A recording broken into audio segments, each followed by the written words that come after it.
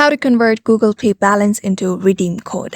Hey everybody, welcome back to another video. In this video, we're gonna learn how we can convert the Google Play balance into redeem code. So without any further delay, let's begin with the video. But before beginning, I want you to make sure to hit that like, share, and subscribe icon.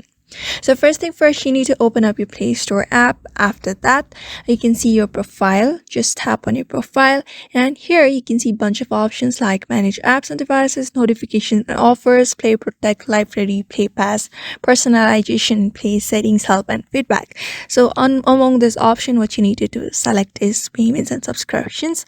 After that, here you can see payment method, subscriptions, budget, and history, and redeem code. So what I want you to do is tap on this redeem code and you'll get to another page where you can see you can enter a code. So here you can just scan a gift card, or you may choose any of the external codes in order to redeem gifts and many offers from Google Play. But unfortunately, Google Play doesn't have the option of changing the Google Play balance into redeem code.